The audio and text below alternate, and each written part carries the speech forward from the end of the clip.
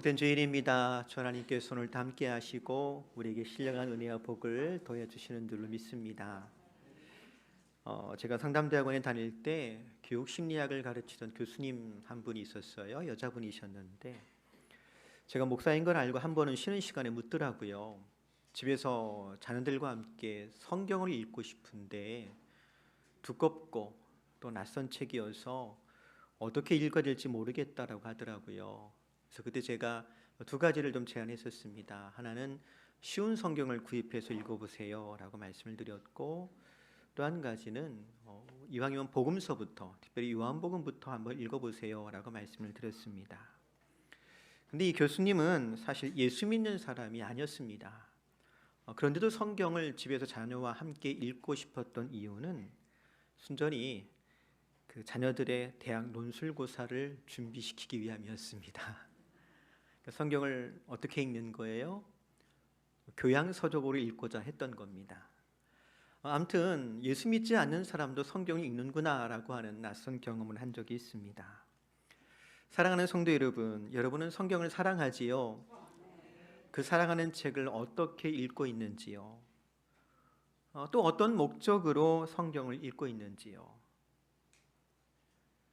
사도 바울이 디모데에게 성경을 소개한 것을 봅니다. 디모데후서 3장 16절 이하에 보니까 모든 성경은 하나님의 감동으로 된 것으로 교훈과 책망과 바르게 함과 의로 교육하기 유익하니 이는 하나님의 사람으로 온전하게 하며 모든 선한 일을 행할 능력을 갖추게 하려 함이라 라고 말씀합니다. 특별히 여기 하나님의 사람으로 온전하게 하며 모든 선한 일을 행할 능력을 갖춘다라고 하는 말을 다른 표현으로 좀 바꿔본다면 더 훌륭한 그리스도인 되게 한다라고 바꿀 수가 있을 겁니다. 맞습니다. 오늘도 우리가 마태를 통해 전해준 이 복음서 말씀을 읽을 때 믿음의 진보를 이루며 더 훌륭한 그리스도인 되는 저와 여러분 될 수 있기를 주의 이름으로 축복합니다. 우리가 알고 있는 것처럼 마태복음은 충실하게 구약의 예언 혹은 약속들을 이루시는 그리스도가 되는 예수님을 소개하고 있습니다. 그 예수님의 사역을 묶음 형식으로 기록하고 있는 걸 볼 수가 있는데요. 그래서 5장에서 7장에는 예수님의 가르침을 이렇게 모아서 기록하고 있는 걸 볼 수가 있고요. 또 8장에서 9장에서는 또 예수님께서 행하신 많은 치유 사건과 기적 사건들을 모아서 소개하고 있는 걸 볼 수가 있습니다. 특별히 그 가운데 맹인을 고치신 사건을 저와 여러분이 함께 읽었습니다. 근데 마태복음을 읽어보면 예수님께서 맹인을 고치신 사건이 2번 기록되어 있는 걸 볼 수가 있습니다. 본문 9장에 기록이 한 번 되어 있고요. 또 한 번은 예수님께서 십자가를 지시려고 예루살렘에 올라가시다가 여리고를 지나시면서 또 맹인들을 고치십니다. 즉 마태복음서에 이 맹인을 고치신 사건을 2번 기록한다라고 하는 것은 그만큼 이 사건을 강조하고 싶었다라고 짐작해 볼 수가 있겠지요. 그래서 생각해 봅니다. 왜 마태는 주님께서 맹인을 고치신 사건을 강조하고 싶었을까요? 그 이유 역시 구약 성경과 연관이 있습니다. 우리가 구약 성경을 차분히 읽어보면 한 가지 분명한 사실을 발견하게 되는데 많은 선지자들 또 하나님의 사람들이 하나님의 능력을 덧입어서 놀라운 이적들을 행했지만 태어날 때부터 보지 못한 사람을 고치신 선지자 혹은 하나님의 사람은 한 사람도 없다라고 하는 사실입니다. 왜 그럴까요? 그 이유는 분명합니다. 맹인의 눈을 뜨게 하는 기적은 아무에게나 허락된 능력이 아니라 오직 메시아를 위해서 남겨놓은 기적이기 때문에 그렇습니다. 그래서 성경에서 눈먼 자가 보게 된다라고 하는 사건은 그저 병을 고쳤다 정도의 이야기가 아니라 하나님께서 보내시는 메시아를 드러내는 표징인 겁니다. 다시 말해 맹인이 보게 되는 순간 곧 메시아가 오셨다라고 하는 하나님의 선언이 되는 겁니다. 일찍이 이사야서 42장 6절에 보면 이사야 선지자는 메시아를 소망하며 이렇게 예언했습니다. 나 여호와가 이로 너를 불렀은즉 내가 네 손을 잡아 너를 보호하며 너를 세워 백성의 언약과 이방의 빛이 되게 하리니 내가 눈먼 자들의 눈을 밝힐 것이다. 그리고 이렇게 메시아를 위해서 남겨놓았던 그 기적을 누가 행하셨더라고요? 예수님께서 행하셨습니다. 그래서 마태복음에서는 예수님께서 맹인을 고치신 사건을 두 번씩 소개하면서 예수님이 곧 구약의 선지자들이 예언한 그 메시아 그리스도라라고 하는 것을 밝히고 있는 겁니다. 또 두 번째로 오늘 저와 여러분이 읽은 본문 27절 보니까 이렇게 시작하지요. 예수께서 거기에서 떠나가실 때 두 맹인이 따라오며 소리질러 이르되 다윗의 자손이여 우리를 불쌍히 여기소서 하더니, 앞이 보이지 않는 두 사람을 통해서 소리 지르는 소리 지르게 있더랍니다. 즉 세상에 알리고 싶었던 말이 있더라는 거예요. 그게 뭡니까? 다윗의 자손이라고 하는 겁니다. 단순히 왕의 후손이 아니고 다윗의 자손이 다시 등장할 때 하나님 나라가 시작되는 거거든요. 다시 말하면 다윗의 자손인 예수님과 더불어서 하나님 나라가 도래했다라고 하는 것을 외치고 싶고 알리고 싶었던 거예요. 일찍이 이사야 선지자는 35장 5절 6절을 말씀에서 이렇게 예언했습니다. 그때 맹인의 눈이 밝을 것이며 못 듣는 사람의 귀가 열릴 것이며 그때에는 저는 자는 사슴같이 뛸 것이며 말 못하는 자의 혀는 노래하리니 이는 광야에서 물이 솟겠고 사막에서 시내가 흐를 것임이라. 예수님께서 이 땅에 오시기 전 약 700년 전에 활동했던 이사야 선지자가 말한 그때는 언제일까요? 말 그대로 그때는요, 메시아의 때예요. 메시아의 시대가 도래하면 맹인의 눈이 밝을 것이랍니다. 그뿐 아니라 못 듣는 사람의 귀가 열리고 저는 사람은 뛰고 말 못하는 사람은 노래하며 광야 사막에서 샘이 솟고 시내가 흐를 것이라고 말했더랍니다. 그리고 이 모든 것들을 한 단어로 뭉뚱그려서 소개한다면 메시아의 때, 그때 뭐가 임하더라고요? 하나님 나라가 임한다는 거예요. 마태의 표현으로 좀 바꾸어 소개하자면 천국이 메시아와 더불어서 도래한다라고 하는 것을 이렇게 예언했고 또 소개하고 있는 겁니다. 마태복음 보면 예수님께서 세례 요한에게 세례를 받으시고 공생애를 시작하실 때 제일 먼저 외치신 말씀이 뭐라고 소개하고 있지요? 마태복음 4장 17절 말씀 보니까 회개하라 천국이 가까이 왔느니라. 예수님께서 제일 먼저 천국을 외치셨더랍니다. 여러분 아이들 키워보신 분들이 있을 텐데 아이들이 말을 배울 때 제일 먼저 어떤 말부터 시작하지요? 다 엄마라고 알고 계시네요. 맞아요. 엄마. 그렇죠? 그 다음에 천만에요. 맘마예요. 중요한 순서대로예요. 네. 뭐 세 번째쯤 아빠가 중요하면 아빠라고 하겠지만 어쨌든 중요한 건 누가 중요하더라? 엄마, 맘마, 뭐 그 다음에 등등등. 물론 아이들이 크면 좀 순서가 바뀌긴 하더라고요. 중요 순서가 바뀌죠. 1번 친구, 2번 엄마, 3번 용돈, 4번 아빠 용돈 정도로 바뀌는데 생각해 보세요. 하나님의 독생자가 되시고 어두운 세상에 빛으로 오신 그리스도가 되신 주님께서 제일 먼저 외치신 말씀이 하나님 나라였답니다. 즉 하나님 나라가 예수님 사역의 중심 사역인 거예요. 그리고 마태는 맹인의 입을 통해서 다윗의 후손으로 오신 그리스도 예수와 더불어서 하나님 나라가 이미 도래하였음을 이렇게 외치고 알리고 있는 겁니다. 그래서 마태복음 9장 35절 보면 이렇게 적어요. 예수께서 모든 도시와 마을에 두루 다니사 그들의 회당에서 가르치시며 천국 복음을 전파하시며 모든 병과 모든 약한 것을 고치시니라. 그래서 천국 복음을 전하셨기 때문에 5장에서 또 7장까지 예수님의 복음을 소개하고 있고요.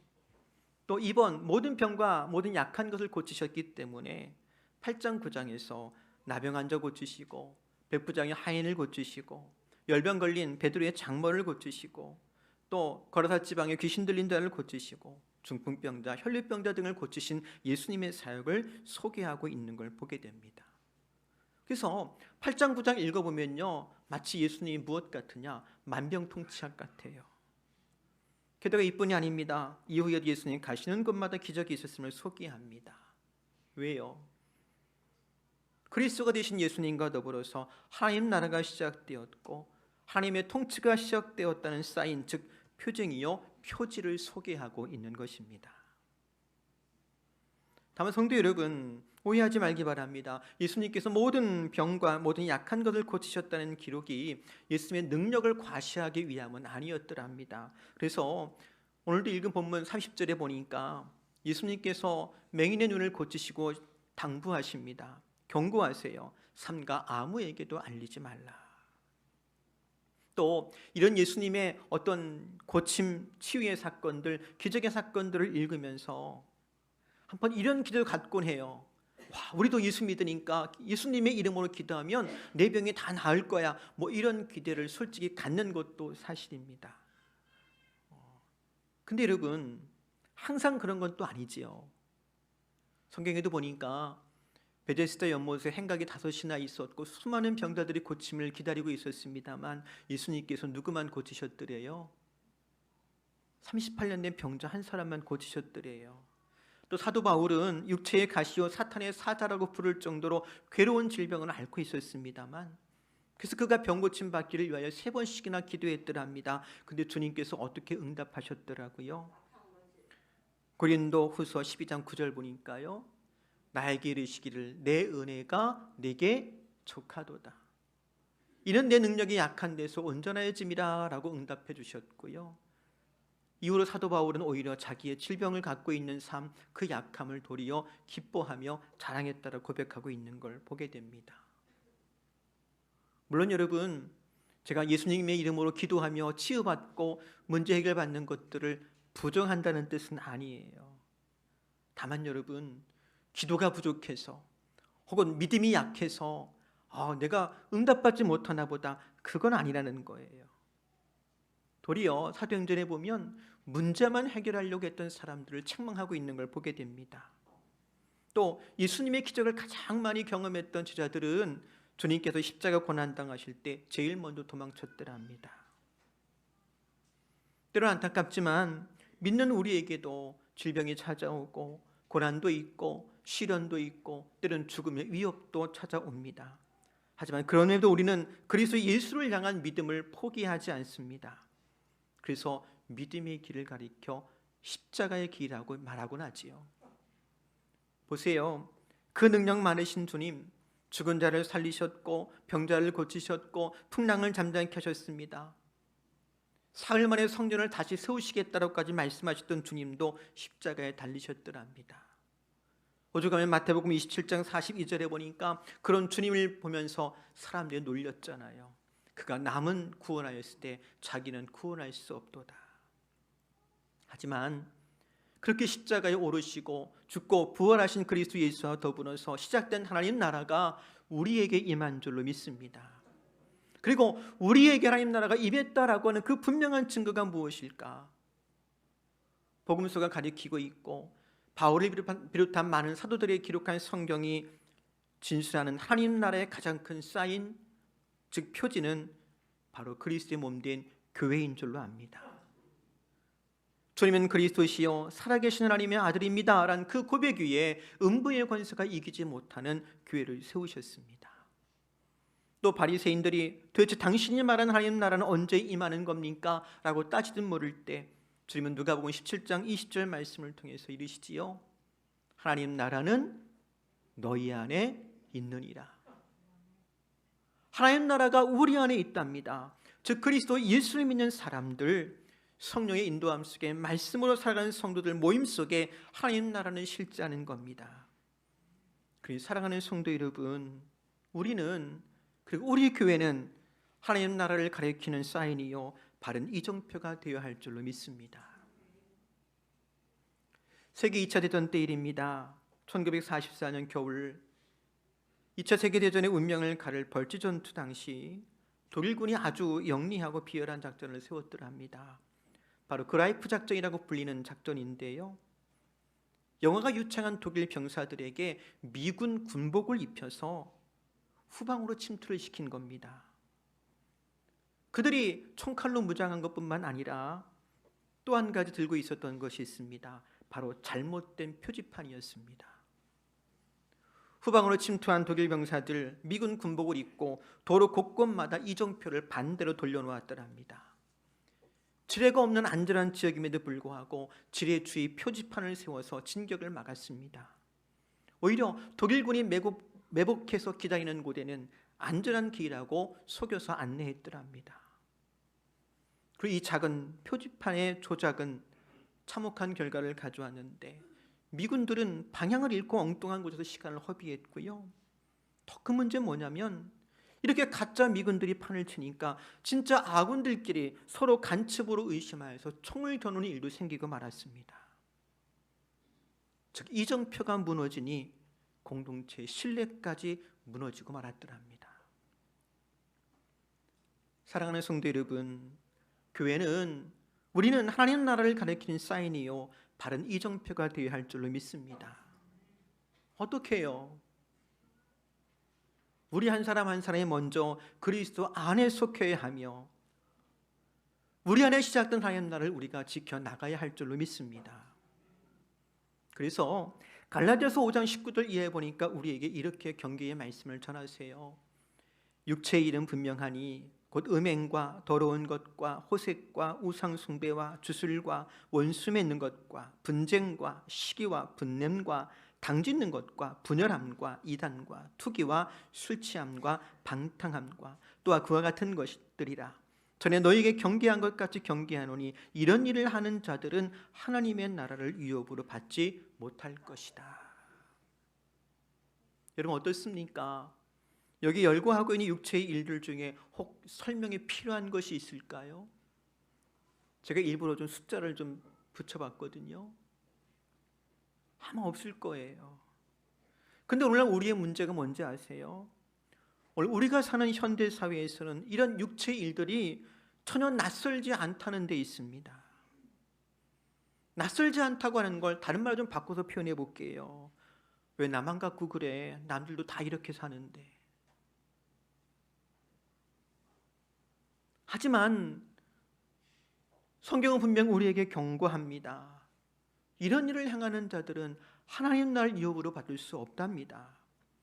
그러기에 사도 바울은 거듭 우리에게 권면합니다. 성령을 따라 행하라.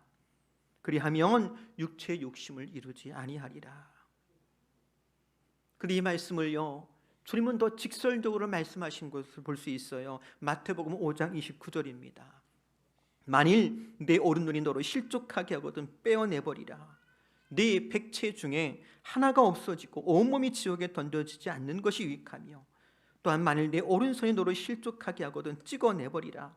네 백체 중 하나가 없어지고 온몸이 지옥에 던져지지 않는 것이 유익하니라. 조금은 무섭지 않습니까? 이 말씀이. 우리는 그냥 손끝만 다쳐도 아파가지고 이거 낫기를 바라는데 주님은 도리어 뭐라고 말씀하세요? 찍어버리래요. 한편은 두려운 말씀이에요. 하지만 여러분, 죄와 사망 권세를 이기시고 부활하신 그리스도의 능력이 우리를 새롭게 하시는 줄로 믿습니다. 주님은 능히 그렇게 하시는 분이십니다. 그 주님을 믿고 의지합시다. 성령께서 함께 하시니 우리를 인도하실 때 우리 마음과 생각을 주장하시고 지켜주시어서 우리를 더 훌륭한 그리스도인 되게 하여 주실 줄로 믿습니다.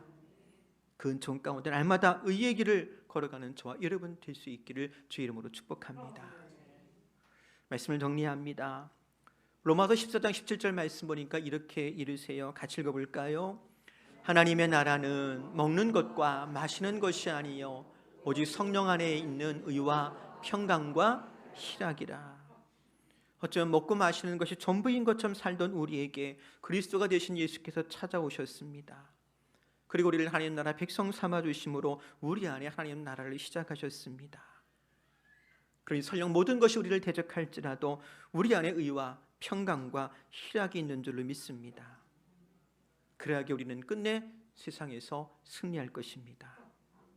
또한 우리 교회는 천국을 향하는 사인이요 이정표입니다. 세상에서 방황하던 사람들이 우리 교회를 통해 주께로 돌아오고 하나님 나라를 미리 맛보며 주님 다시 오시는 날 영광 중에 영원한 하나님 나라에 참여할 수 있기를 주의 이름으로 축복합니다. 기도하겠습니다.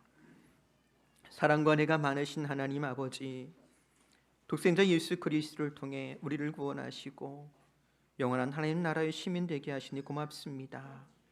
비록 죄 많은 세상, 시련과 환난과 고난과 슬픔이 많아도 주님께서 우리와 함께 하시니 의와 평강과 희락이 넘치게 하심을 감사합니다.